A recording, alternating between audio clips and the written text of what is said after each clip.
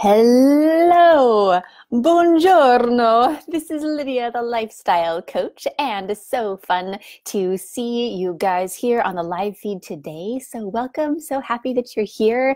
And I am Lydia, the lifestyle coach. What we are doing here is ending eating disorders using nothing but our brains. That's exactly what we do.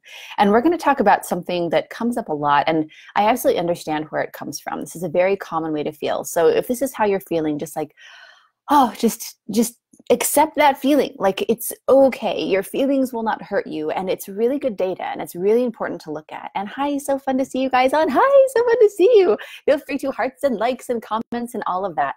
But today we're going to talk about this feeling of maybe I don't want to get better. Maybe I do want to binge. When we've tried for so long, we start getting introspective and we start really questioning, because we've tried so hard and for so long, and we're still overeating, we're still compulsively eating, we're still emotionally eating, we start asking ourselves, well, if I'm not better yet, maybe I don't really want this. I mean, this has gotten really bad, and I know what to do, and I know how this works, and I know that this has worked before or whatever. And if I'm not done yet, maybe I don't really want it. Maybe I don't want it enough. And then when we binge, then to a certain extent, we enjoy it and it feels like a relief. And then we're like, you know what? I do like to binge, or maybe I don't want to get better. And so we're going to address this because this is a really important thing to understand in your journey to freedom, you guys. Because in believing that, I mean, it comes from a beautiful place of really, looking at yourself and being honest with yourself, which is awesome. But it's also a false honesty because it's based off of a pattern of trying to make things better in ways that don't work, and then you start blaming yourself. So we're going to break that down today. So if you guys have had this feeling of like, maybe I don't really want to be better, then this is something that you definitely want to look at. So it starts out with, you've tried everything, right? It's like you feel like you want to be done, like you would like a life without compulsive eating. You're seeing the damage that it's doing. So you're trying this and you're trying that and you're trying the next thing. And then you look back and you realize it's been years. It's been 15 years. It's been 25 years that you've just kept trying things, and nothing has ever really ended this. Like, maybe you'll feel better for a little while. Maybe you'll even go for, 6 months without binging, or, feel like you've grasped food freedom a little bit, or, maybe you look back to a time where you lost weight and you felt amazing and whatever it is. But you look back and you realize that nothing has stuck. You always come back to this same dark place of, it feels like you haven't made any progress. And now you're older, and now your metabolism is slower, and now you're just more scared because you're back to this place where you're binging. And all along the way, you've been learning more and more. You've understood yourself better. You've understood this cycle better. You've been tracking. You've been marking off the days. You know exactly, oh, wow, I don't go for a week without binging, or I don't go 3 days, or it always happens on Sunday, or it always happens at night, or it always happens when this food is in the house. And you start putting together this huge, massive pile of information. And you start knowing your binges really well. You know when one is coming on, you know what's going to happen, you know how it's going to end, you know you're going to feel the next morning. Like, you have all of this information as you learn more and as you track, because it's been years that you've been struggling with this. But you're still binging. You're still overeating. You're still doing the thing that you wanted so badly to not do. And it's still there. And now it feels really bad because you know that the binging doesn't serve you. It's been long enough that you're seeing how it's impacting your health. You hate that you can't be present with the people that you care about right in front of you. Like, you hate that you're missing out on these activities that it seems like everyone else can go to, and they can be together and they can strengthen those relationships, but there's food there, so you don't go, or you leave early, or you aren't present the whole time that you're there. And you see the damage that it's doing, and you know that the eating isn't serving you. And you might even know why you're doing it. Like, oh, well, it's, this that I'm believing, or, you might really intellectually understand, like, oh, it's just a pattern of thought that's leading me to this.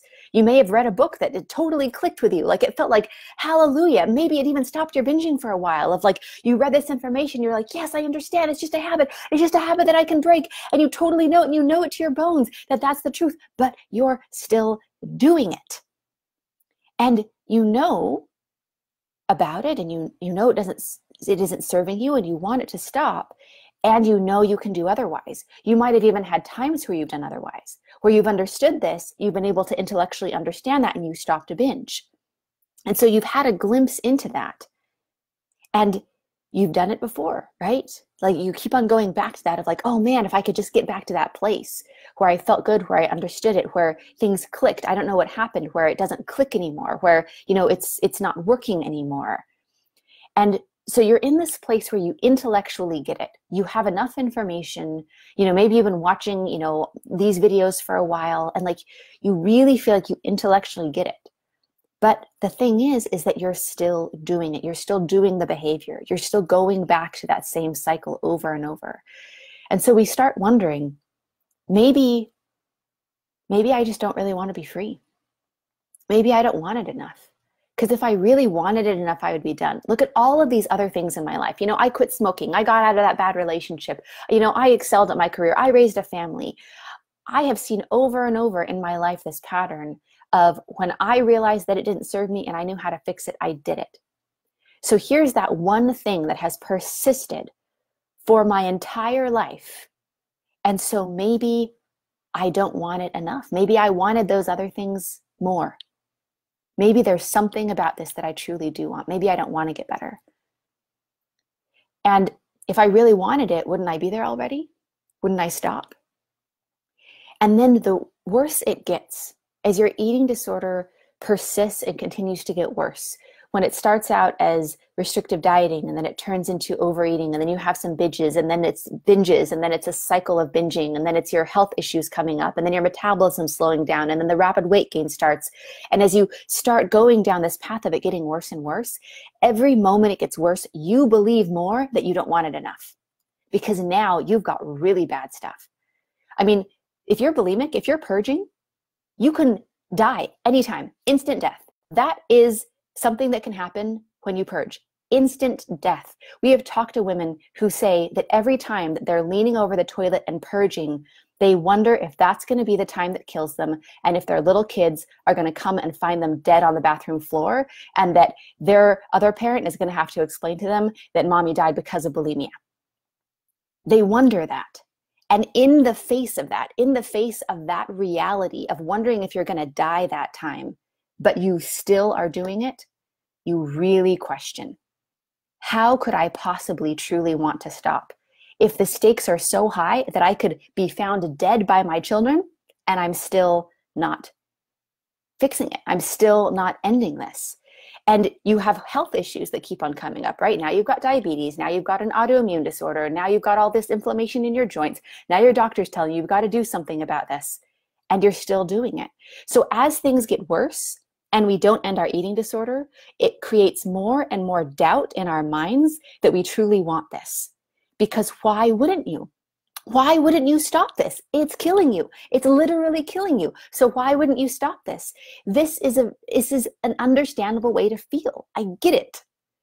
But the thing is that it doesn't work to scare yourself out of it. It doesn't work to worry yourself out of it. And with this, it is different than the other things that you've done because you're getting a different result. Let's imagine for a minute that it's not actually you that's broken, that maybe the very things that you're doing to try to fix this are the things that are making it worse. Wouldn't that make sense? That the harder you try, the worse it gets.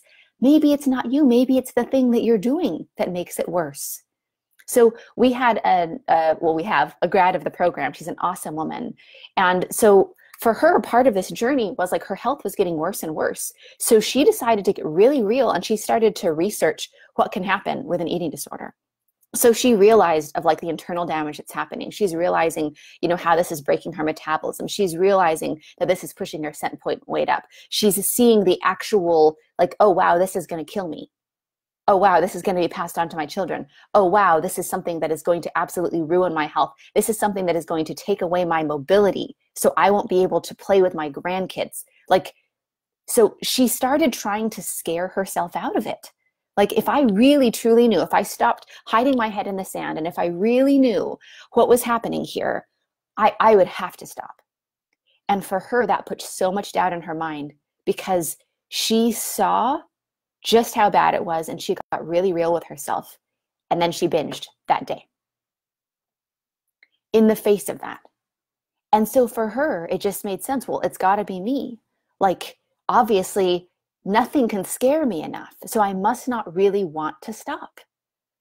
So if you guys are feeling this way, this is something that you've really got to understand and question. And we're going to go over exactly why this is a fallacy. But I want you guys to first understand that with this pattern of things getting worse and you still not stopping, I get that feeling of like, well, maybe I don't want it enough. So we're going to put that here for a minute. And now we're going to jump over to another important piece of this.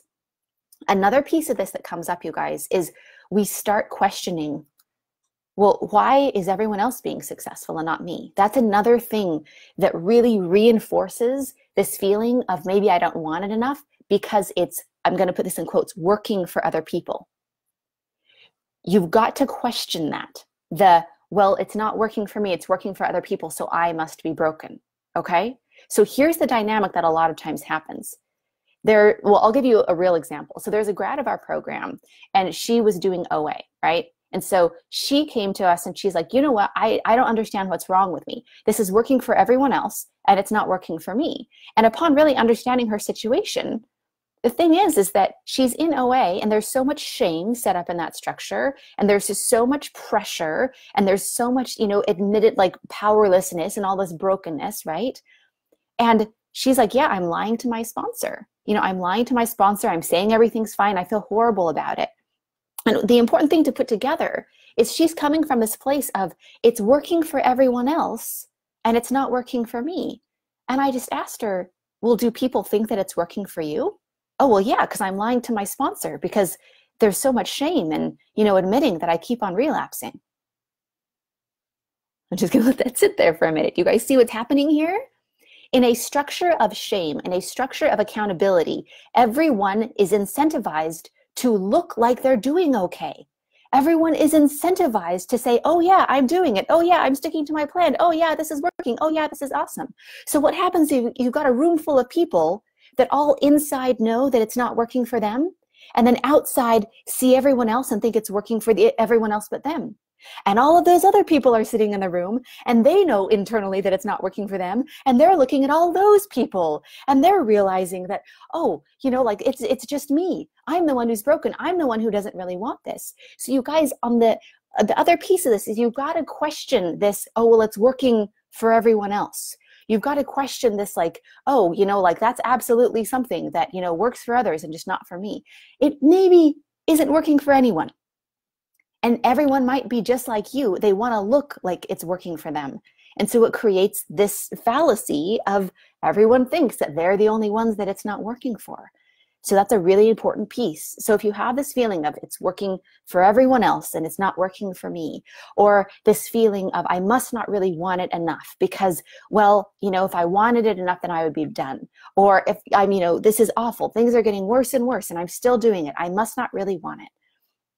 You need to understand that if you're here, then you do.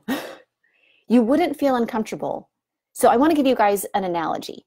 So it's sort of this analogy of, imagine that you're walking down a path, right?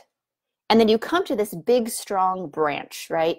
So the next piece that we're going to visit here, so I'm skipping around a little bit. So here's the next piece, is the other thing that puts doubt in our minds of if we really want it is because we enjoy binging, because we like it, because we think that, we're scared of not doing it. We're scared of a life without it. And it feels good to eat when we do and when we binge. It does feel good. And so the other piece of this is that you feel like you must not really want it because you do like binging. And you're afraid of a life without binging. So you're like, oh, maybe I don't really want it. So here's the analogy. Walking down a path and there's a branch. There's a big, strong branch that you can bend, but you can't break. It's one of these like you really got to use your strength, like all of your strength to push it out of the way. And you're standing on this path and you're pushing this branch really, really hard, and your arms are shaking and your arms are shaking and you're trying to hold this away from you, right? Because if you let it go, it's going to smack you in the face and you're going to be beaten and bloody. And so you're pushing it, you're pushing this branch away, and you're like, oh, using all of your strength and all of your focus. And then your arm gives out and you let go and the branch smacks you in the face and there's just blood spurting everywhere. Here's the analogy. Trying to not binge is like holding that branch. It's like trying to take all of your energy to not do it, to not do it, to not do it, to not do it, to, oh no, if I can just go a little longer, I have to keep doing it. But the thing is that willpower is an exhaustible resource. And the thing is that when you give in and when you let the willpower down, because willpower is exhaustible, your willpower muscles will give out, it feels good to let go of the branch. It does feel good to let go of the branch. It feels wonderful. Oh, your arm can revive again. Your muscles can rest. It does feel good to let go of the branch. Letting go of the branch feels good. That does not mean that you want to be hit in the face by the branch. These are two separate things. So this is like binging, you guys. If you're using all your willpower to not binge, and then when you finally binge, it feels good, and it feels like a relief, and it feels like heaven, that doesn't mean that you're okay with binging.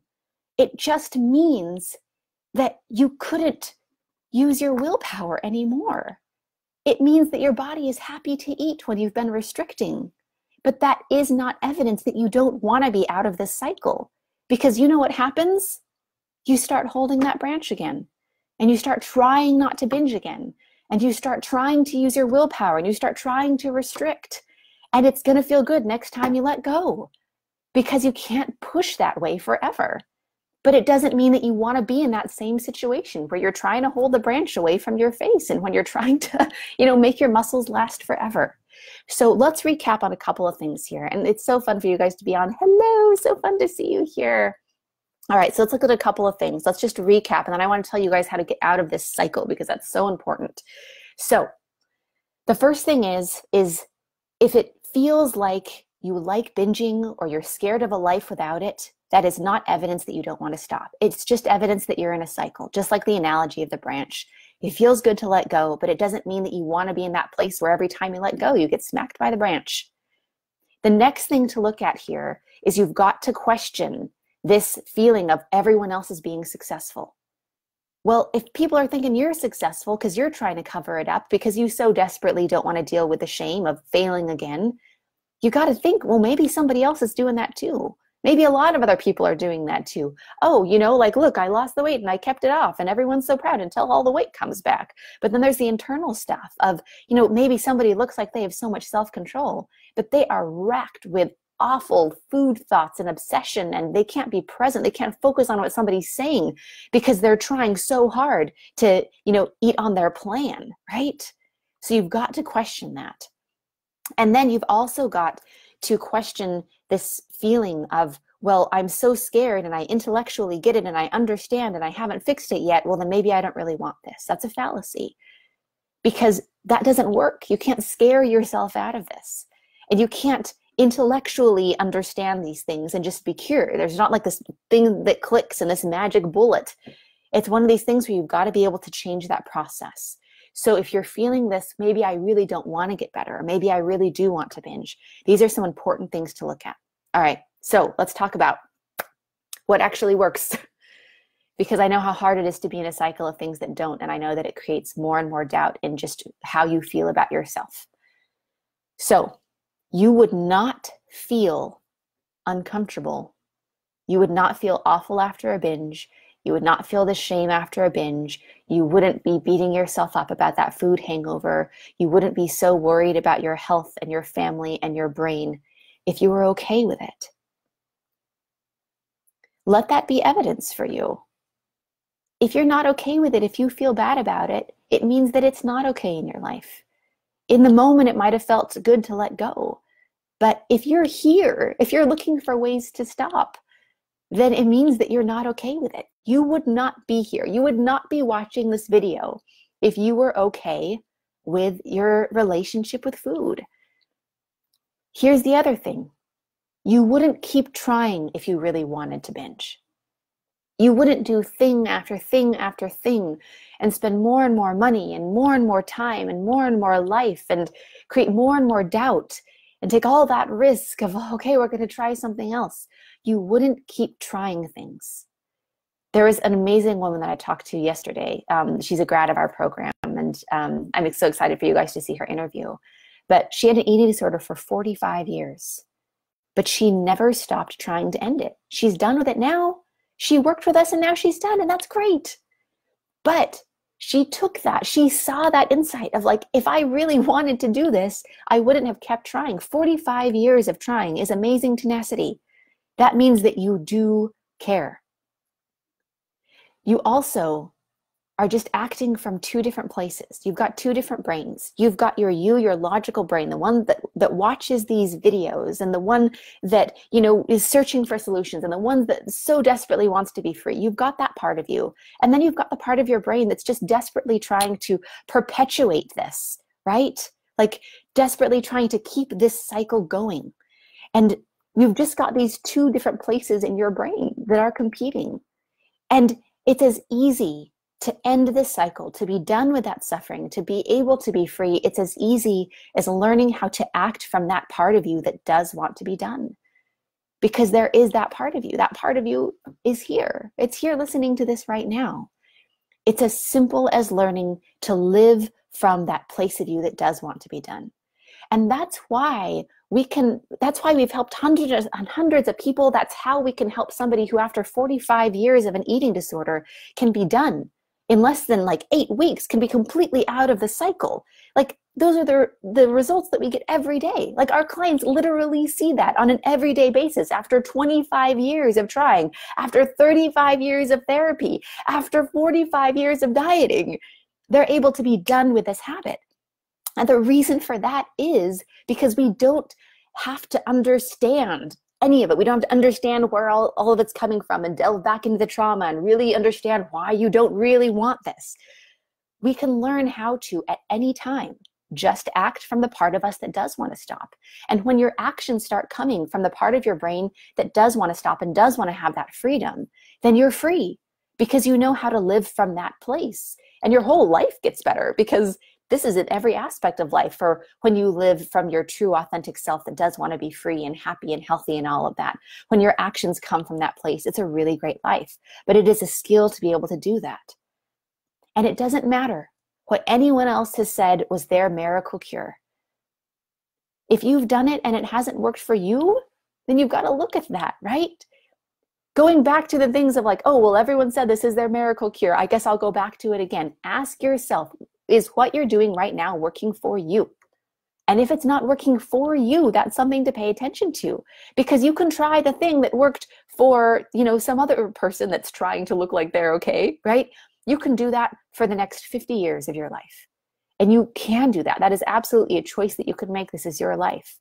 But if you're tired of that, if you're tired of the trying and the suffering and the doubt in yourself and really questioning if you're somebody who does want freedom or if there's something truly wrong with you, like if you are done with that cycle and you just want to be free and be out of it and be finished and not be somebody who's managing the eating disorder, but somebody who doesn't have an eating disorder anymore, then what we have available for you is you guys can have a free session with our team where we're going to help you to understand how to act from that place in your brain where you can be done with this. That part of you that does want to stop, having your actions come from that place. And so we need to get you that foundation of freedom first. And that's something that we do absolutely for free for those who are truly ready to change, because this is the cause. And so if you go to lifewithlydia.com/apply, you can book a session with us. We are usually very, very busy, but we just had a couple of I think we have like 2 more openings for tomorrow. So if you go like right now, you might be able to snag a spot on the calendar. So, go and book that, show up for yourself. And when you have that fear come into your mind of, oh, well, I'm, all this pressure, what if this doesn't work? Don't worry about anything working. Just worry about taking that next step, right? You have that available for you. And that's what we have for you, because we don't want anyone who doesn't want an eating disorder to have to keep going with it for the rest of their lives. We know exactly how to end eating disorders. This is what we do all day, every day. We're the best in the world at it. But it doesn't matter anyone else getting free. It matters you getting free. And so that's why we work with each individual person to really see if this is something that we can show them how to be truly and absolutely done, or we can direct you in, you know, a better direction of what you need. But we've got to have that clarity first. So I'm so happy that you guys are on. Thank you for, you know, being witnesses of that tenacity, of continuing to be on that search for your freedom. And again, you can pop over to lifewithlydia.com/apply and book a free session with our team. And this is Lydia, the lifestyle coach, signing off. Mwah. Bye, guys.